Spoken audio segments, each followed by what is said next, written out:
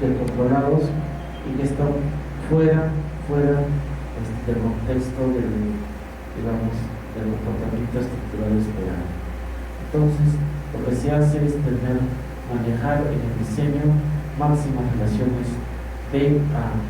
De la máxima relación, en algunos libros he visto que son la de 2 a 1. Entonces, la relación máxima entre B y A es 2. Eventualmente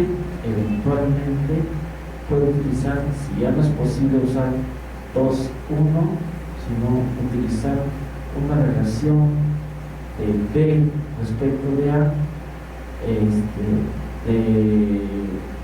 por ejemplo, máximo 3 a 1. 3 a 1. O sea, la relación debe ser el largo como 3 y el ancho como 1. Así, en esa proporción debería trabajarse como máximo. Yo sé que podría de repente aceptarse la relación 4 entre 1, eso sí es posible, pero si somos conservadores y tratamos de hacer las cosas con la mayor confiabilidad posible, mi recomendación es que lleguen máximo a una relación B entre A que no supere el coeficiente 3. No debe ser superado por el coeficiente 3.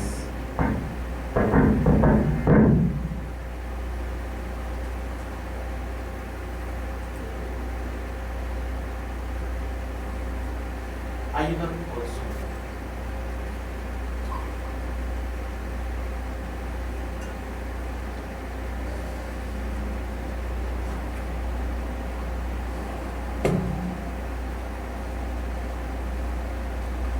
Acá veo una consulta.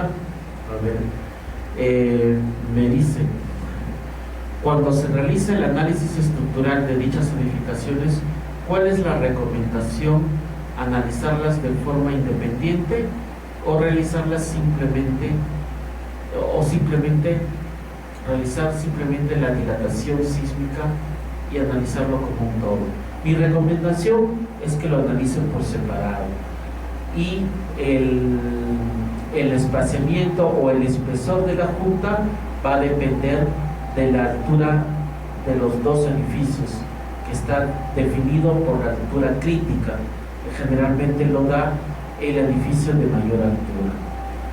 Si los dos tuvieran la misma altura, entonces el Reglamento Nacional de Edificaciones, la norma E030, nos da una relación que siempre es mayor que 3.5 centímetros más algo, que define justamente la altura del que tiene mayor dimensión, ¿no? La altura del edificio que tiene, manda la altura del edificio que tiene mayor altura. Esa es la altura más crítica. En función de eso se va a una relación, a una ecuación, y esta ecuación nos da el espesor de la junta.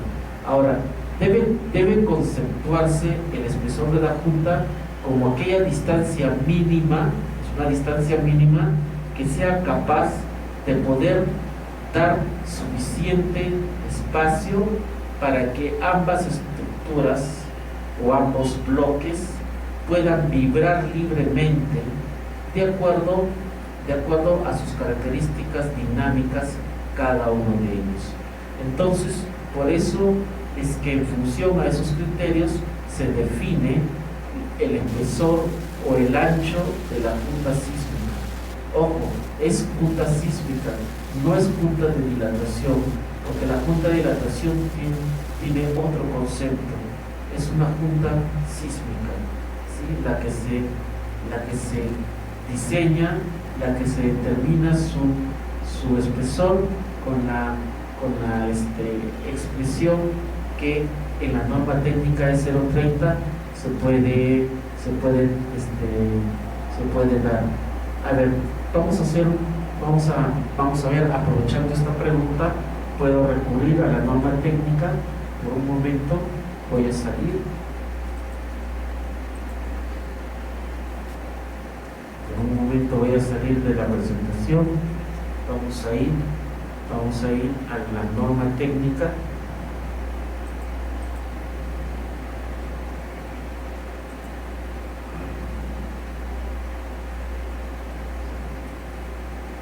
Voy a salir de la norma técnica, voy a salir de la presentación y me voy a ir por unos momentos a la norma técnica, ¿sí? Para ello, aquí, vamos a ver la norma técnica, la E030, ¿sí? A ver si me dan unos segundos para poder ver las normas técnicas.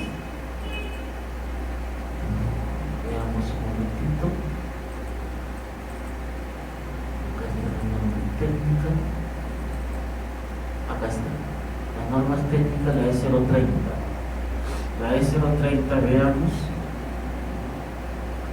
Vamos a ver la norma E030, que es una norma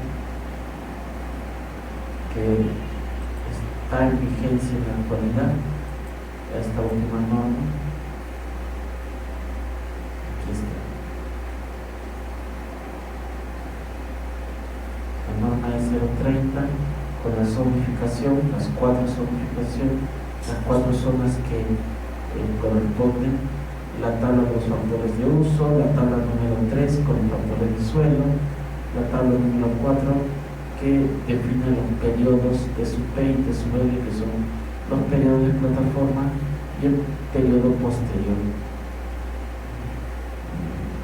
¿Se entiende?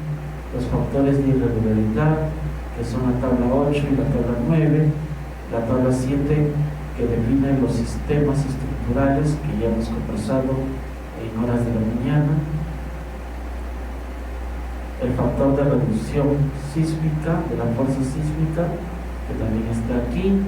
Acá también tengo el factor de reducción de la fuerza sísmica es igual al factor básico de reducción de la fuerza sísmica multiplicado por el coeficiente de irregularidad en altura y el coeficiente de irregularidad en planta.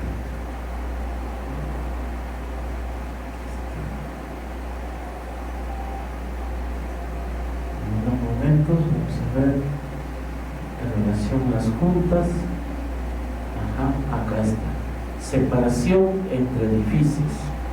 Esta separación entre edificios viene a representar las juntas sísmicas. Toda estructura, dice, debe estar separada de las estructuras vecinas. Toda estructura debe estar separada de las estructuras vecinas. Desde el nivel del terreno natural, una distancia mínima S para evitar el contacto durante un movimiento sísmico.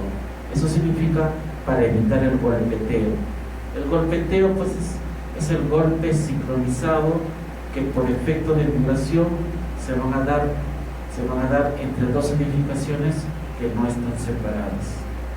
Esta distancia, dice, no será menor que los 2/3 de la suma de los desplazamientos máximos de los edificios adyacentes, ni menor que S igual a 6 por 1000 de la altura total del edificio, o mayor a 3 centímetros, o mayor a 3 centímetros. Eso es lo que les decía hace unos momentos. Siempre la junta sísmica debe ser mayor a 3 centímetros, en donde H es la altura medida desde el nivel del terreno hasta el nivel considerado para evaluar S. El edificio se retirará de los límites de propiedad adyacentes a otros lotes edificables o con edificaciones distancias no menores a 2/3 del desplazamiento máximo calculado según el numeral 5.1, ni menores a S medios si la edificación existente cuenta con una junta sísmica reglamentaria. En el caso de que no exista la junta sísmica reglamentaria, el edificio deberá separarse de la edificación existente el valor de la mitad de S, que le corresponde, más el valor S medios de la estructura vecina. Eso es con respecto a la separación entre edificios que se designa por la letra S. Siempre es mayor que 3 centímetros. Teniendo en cuenta entonces estos aspectos, podemos ver estos temas.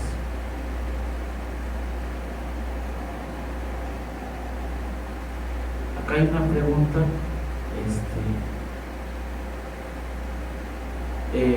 vamos a ver. Ya respondí esta primera pregunta. Hay que analizarlas por separado, hay que analizarlas de manera independiente, teniendo en cuenta el espesor de las juntas sísmicas. En caso de las edificaciones colindantes que no conocemos el desplazamiento de dichas edificaciones, ¿qué valores podríamos asumir para poder dejar la junta sísmica que ambos edificios para que vibren libremente? Bueno, en principio podríamos considerar que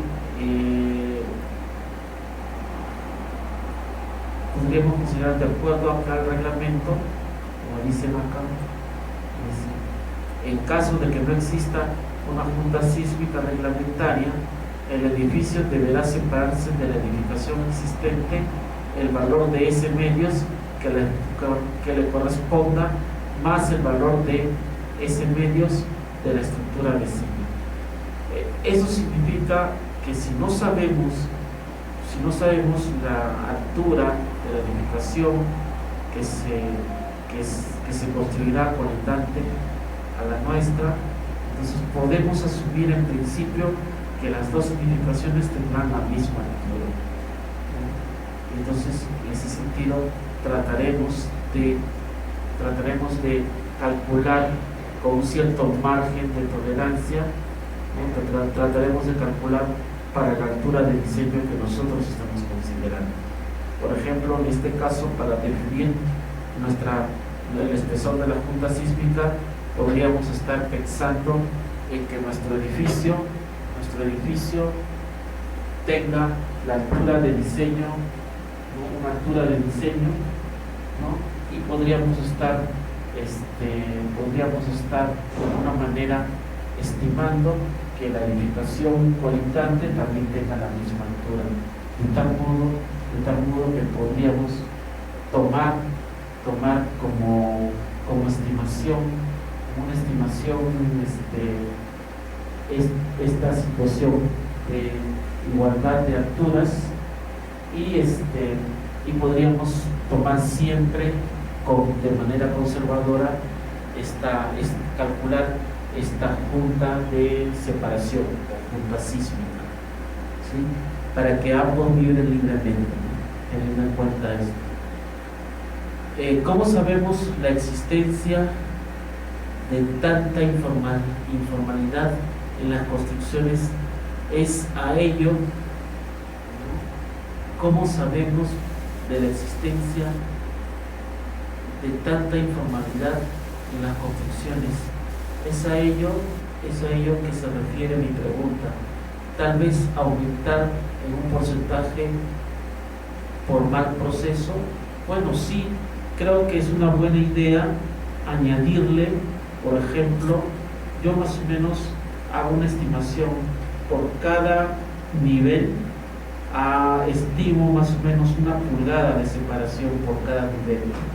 Entonces podríamos estar, de repente, sin temor a equivocarnos, a los 3 centímetros que la norma nos da como separación mínima, podríamos estar añadiendo por cada nivel 1 pulgada, y de esa manera, tratando de redondear los números, podríamos llegar con buena precisión, con una buena estimación, podríamos tener el diseño del espesor de las juntas sísmicas, teniendo en cuenta que el otro edificio también tendrá por parte de los suyos. Y obviamente la coordinación siempre, cuando ellos empiecen a construir, se les dará esta información para que ellos también puedan prever estas cosas, ¿no?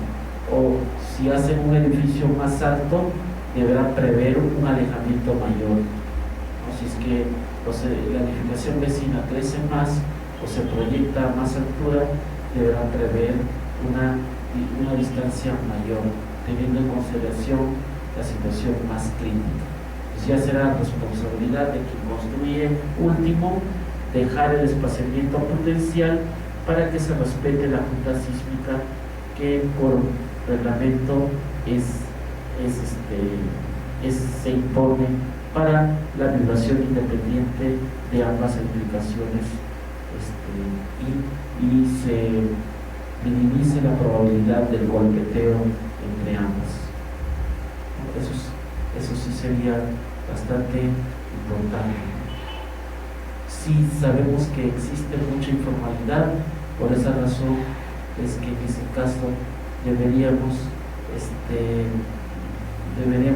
siempre tomar precauciones para el cálculo de estas juntas sísmicas, con la finalidad de, repito nuevamente, minimizar el efecto de golpeteo entre estas dos edificaciones, de las edificaciones posibles.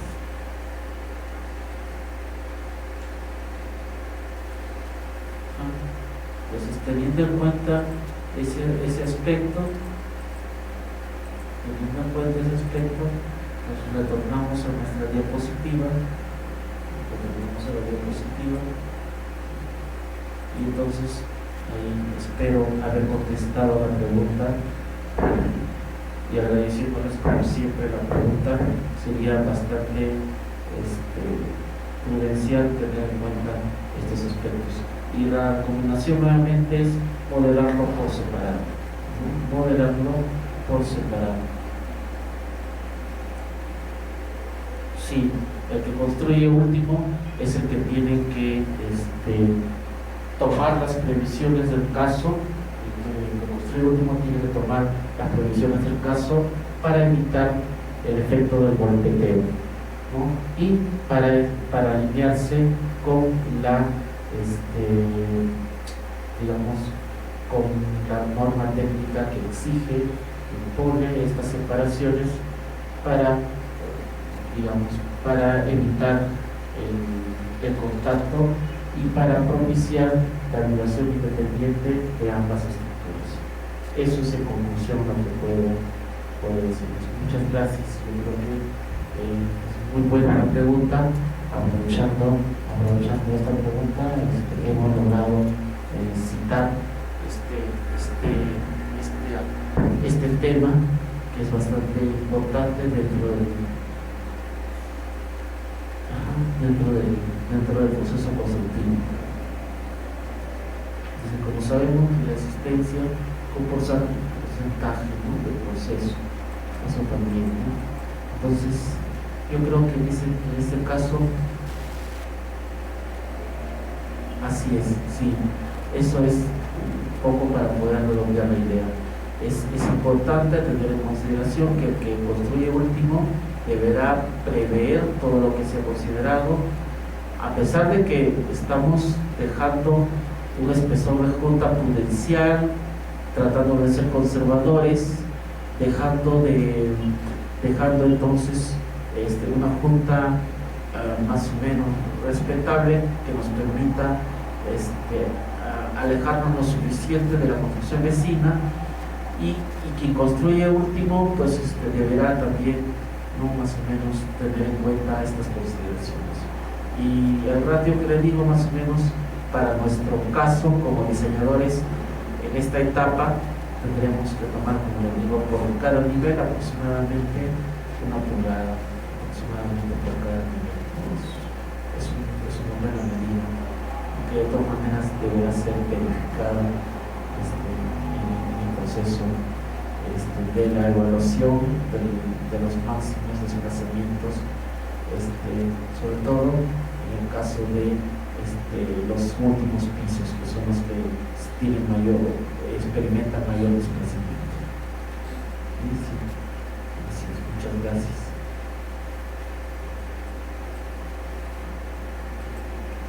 Muy bien, entonces Teniendo en cuenta estos aspectos de la ruta sísmica y las plantas alargadas, yo creo que con esto ya tenemos bastante información. Veamos lo que son los diafragmas rígidos y los diafragmas flexibles. En la mañana tuve la oportunidad de darles alcances básicos sobre lo que son diafragmas rígidos y diafragmas flexibles. Bueno, básicamente diafragmas rígidos. Los diafragmas flexibles o diafragmas flexibles son los diafragmas que experimentan deflexión, en los cuales la deflexión entonces sí propicia los giros en las columnas, los giros en los muros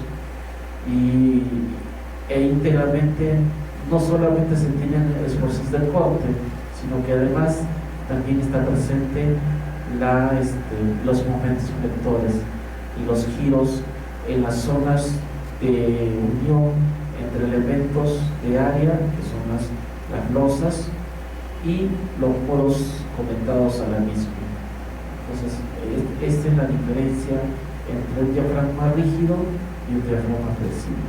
En nuestro trabajo, en nuestro proyecto, utilizaremos los diafragmas rígidos por las consideraciones que ya hemos explicado. Los efectos de torsión también los consideraremos, ¿no? Sobre todo para ver el efecto de torsión integral a nivel de planta. Esto, el tercer efecto, que es la distribución en planta, la torsión en planta, que se puede ver en el gráfico y que está bastante esquematizado para ver los efectos de torsión en planta, que son también bastante importantes controlarlos, ya que los efectos de los elementos que están situados en la periferia son los que llevan la peor parte debido a este efecto con torsión en planta.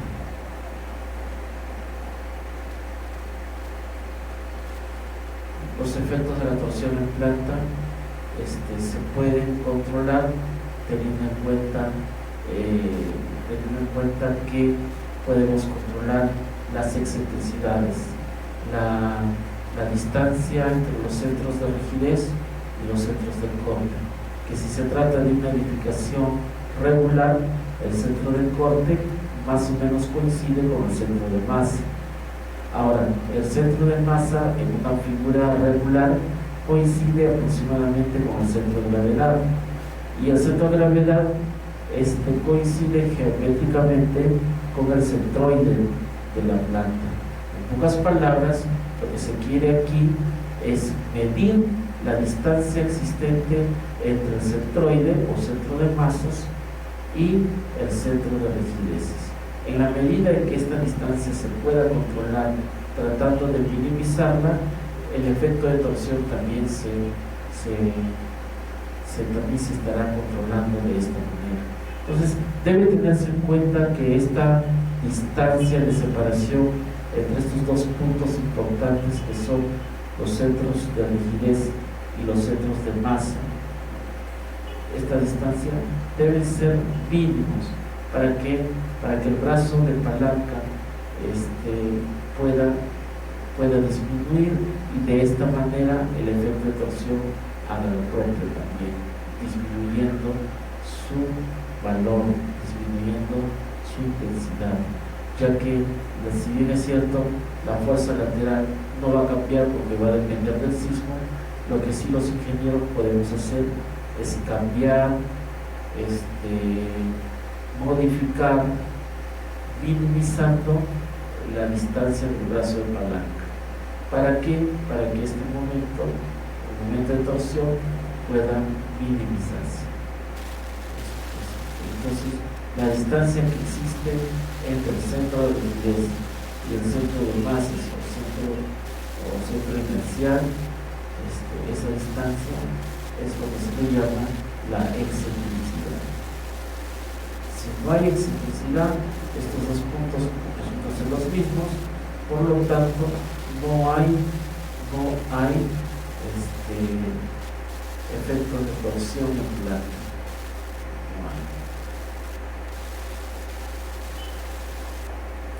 Pero para que no haya, eso solo ocurre en figuras totalmente regulares. Acá está otros tipos de regularidades en planta. Acá hay otro tipo de irregularidad también en planta.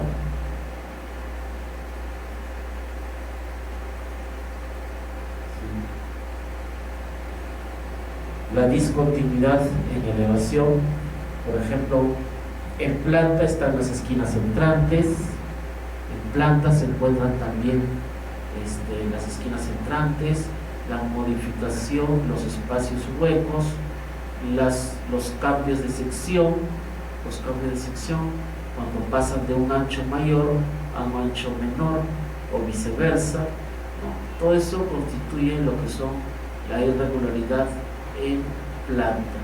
Lo que son la irregularidad en elevación es como en el ejemplo que se está mostrando.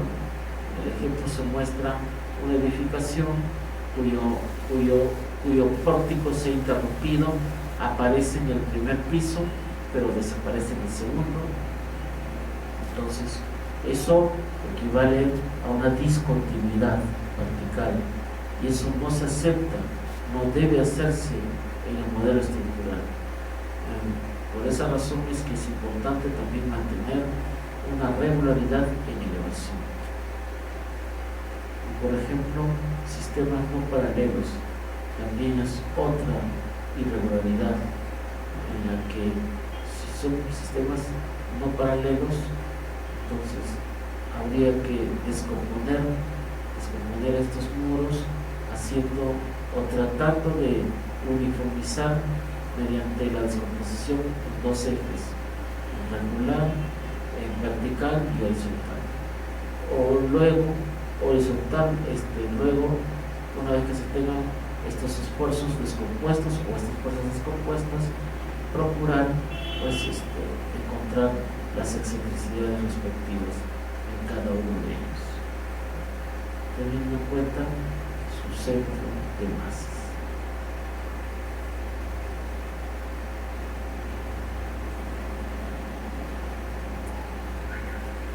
Acá está algo más sobre fallas de un elemento sometido a compresión: el pandeo lateral, pandeo flexo torsional, pandeo local, pandeo con flexión, etcétera, etcétera.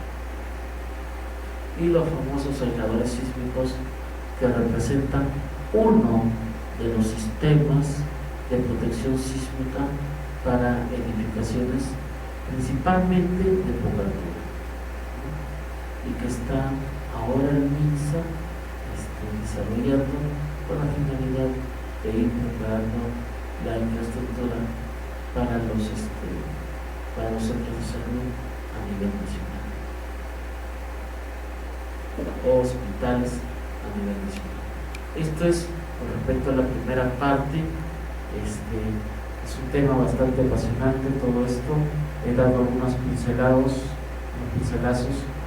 de lo amplio que resulta este tema introductorio a las estructuras que podrán ustedes utilizar y que podrán entender con la práctica, con la investigación, y que haremos uso en el modelo estructural que vamos a simular en el programa Saturn. Bueno, me gustaría de repente tener una ronda de preguntas para quienes tengan alguna inquietud, alguna incertidumbre o alguna aunque sea de un tema relacionado, no hay ningún problema, que puedo ayudarlos, o algún caso en específico en la que quieran ustedes una opinión particular de quien habla, para que ustedes puedan analizarlo y de repente puedan utilizarlo para solucionar un problema que tienen en sus trabajos. Bueno, con todo gusto, les doy unos segundos para que puedan escribirme o para que puedan manifestar sus preguntas, sus consultas, sus aclaraciones, y con gusto les estoy atendiendo y estoy a la espera de sus preguntas de cada uno de ustedes para poderlas atender uno por uno.